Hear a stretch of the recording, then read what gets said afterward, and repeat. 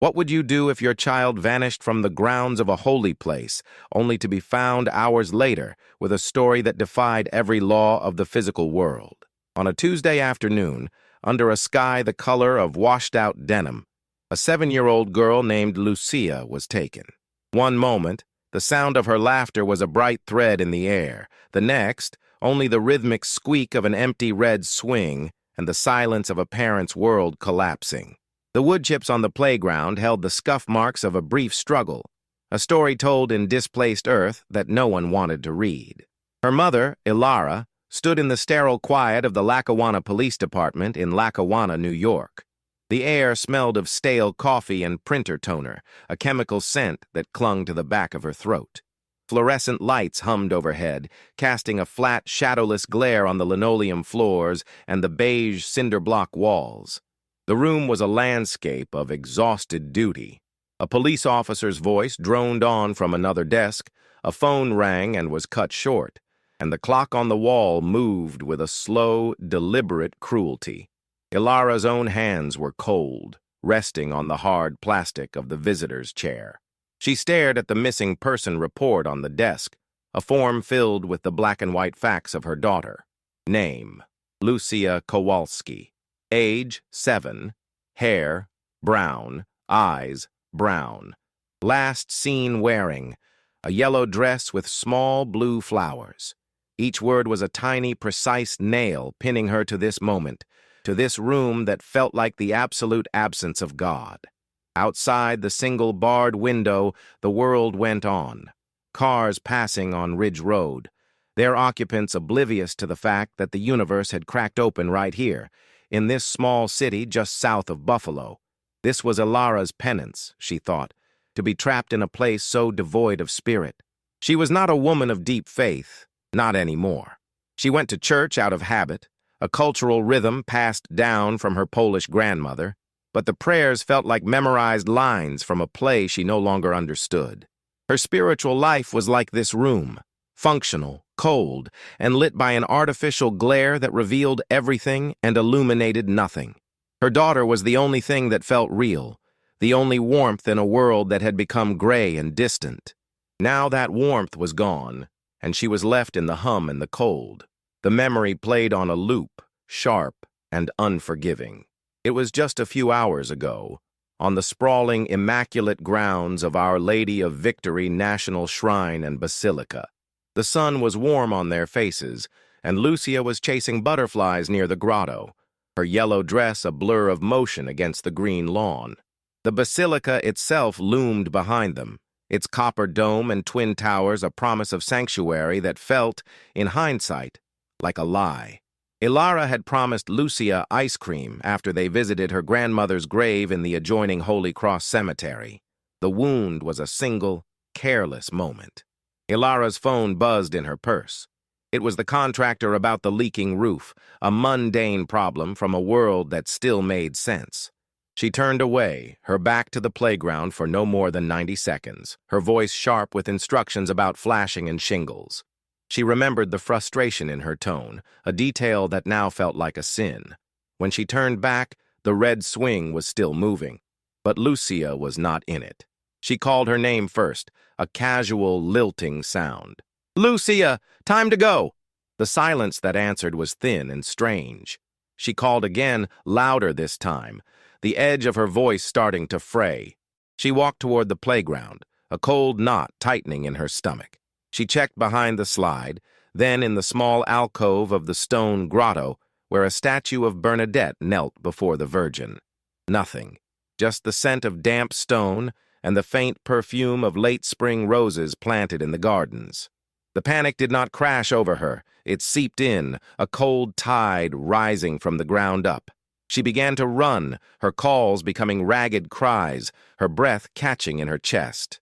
She searched the edge of the parking lot, her eyes scanning the rows of cars, praying to see a flash of yellow. The world had become a series of places where her daughter was not. The grotto, the playground, the cemetery path, the manicured lawns. Each empty space was a confirmation of a new and unbearable reality. The promise of ice cream, the argument about the roof, the simple beauty of the day, It was all ash in her mouth. The moment was time-stamped in the corner of a security camera feed, footage a detective would later show her in a small, dark room. 2:17 p.m. A gray, four-door sedan, unremarkable in every way, slowed to a stop on the access road beside the playground. A man got out of the passenger side. He was not a monster from a storybook. He was just a man in a faded baseball cap and a dark jacket, the kind of person you would pass on the street and forget instantly. The camera's angle was poor, obscured by the leaves of an oak tree, but it caught enough. It caught him kneeling down, his back to the lens. It caught the brief, trusting hesitation of a small girl in a yellow dress. A woman walking her dog on the far side of the lawn, perhaps 70 yards away, stopped and squinted, shielded her eyes from the sun. Later, she would tell the police she thought it was a father tying his daughter's shoe. Then, in one fluid motion, the man stood up, took Lucia's hand, and led her to the car. The back door opened and closed. An elderly man sitting on a memorial bench, fumbling with his rosary beads, looked up at the sound of a car door shutting with such finality. He saw the gray sedan pull away, not quickly, but with a calm purpose that was more chilling than speed. He saw the empty swing. A single plastic bead from his rosary slipped from his trembling fingers and fell silently into the grass. A tiny, overlooked pearl. A groundskeeper paused, leaning on his rake, a sudden hush falling over the playground that made the fine hairs on his arm stand up. The car turned onto Ridge Road and dissolved into the Tuesday afternoon traffic. The official record would state that Lucia Kowalski was abducted at approximately 2:18 p.m. The first police cruiser arrived at 2:26 p.m., its siren silent but its lights painting the white marble of the basilica in revolving strokes of red and blue. Yellow tape was unspooled, creating a stark, angular perimeter around the playground, a space that had been a haven just minutes before. The tape cordoned off the red swing, the slide, the patch of wood chips that held the final imprint of a child's sneakers. It transformed a place of innocent joy into a scene. Parishioners arriving for the 3:00 p.m. holy hour stopped in their cars, their faces turning toward the flashing lights. Whispers started, spreading from the parking lot to the church steps like a contagion. "A little girl," someone said. "Right here?" Another answered, their voice a mixture of disbelief and a new, sudden fear. Ilara was a ghost inside the yellow lines, her body moving, but her mind stuck in those 90 seconds she'd looked away. A detective, a kind man with tired eyes, tried to ask her questions, but his words were a dull roar in her ears. Her world had shrunk to the size of her daughter's absence. The news rippled outward through Lackawanna and into South Buffalo. A cashier at the nearby co-op told a customer who called her sister. A mechanic at a garage on South Park Avenue heard it on the scanner and mentioned it to a man getting his oil changed. By dinner time, the story was a low hum beneath the city's evening rhythm, a shared prayer and a shared dread. On front porches, neighbors spoke in low tones, glancing at their own children playing in the fading light. Every parent held their child a little closer that night, a reflexive communal tightening against the dark. By 8:00 p.m., a suffocating quiet had settled over Ilara's small house in the Seneca Babcock neighborhood of Buffalo.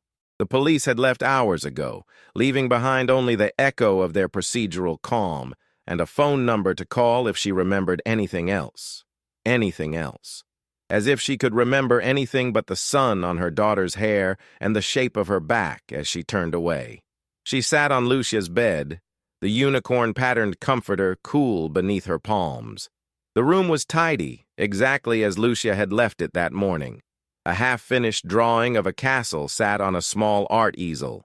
A row of dolls stared with glassy, impassive eyes from a shelf. Each object was a testament to a life that was supposed to continue, a story that was supposed to have more pages. A tremor started in Ilara's right hand, a slight uncontrollable shaking. A band of pressure tightened around her chest, making each breath a conscious effort. The house was no longer a home.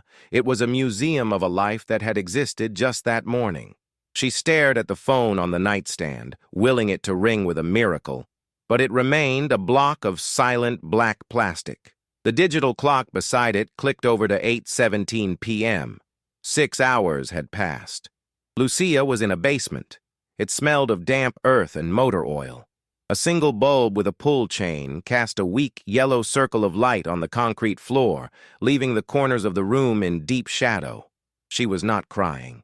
A cold, quiet stillness had settled over her, the kind of self-preservation children find when adult logic fails them. The man who brought her here was upstairs. She could hear his heavy footsteps moving back and forth on the wooden floorboards above, a restless pacing sound that sent shivers down her arms. He had not hurt her, but he had taken her, and that was a hurt all its own. Then, the pacing stopped. A profound silence fell over the house, so deep it felt like the world outside had disappeared. The single dim light bulb flickered once, twice, and then went out, plunging the basement into absolute blackness. Lucia held her breath, but the darkness did not last. A soft glow began to emanate from the far corner of the room, a light the color of a twilight sky. It was not electric or harsh, but a gentle, pulsing luminescence that grew steadily, pushing the shadows back without casting any of its own. With the light came a scent, rich and impossible. It was the smell of roses, not the faint fragrance from a garden, but an overwhelming perfume, as if 1,000 blossoms had opened at once in the stale, musty air. The air itself grew warm and still.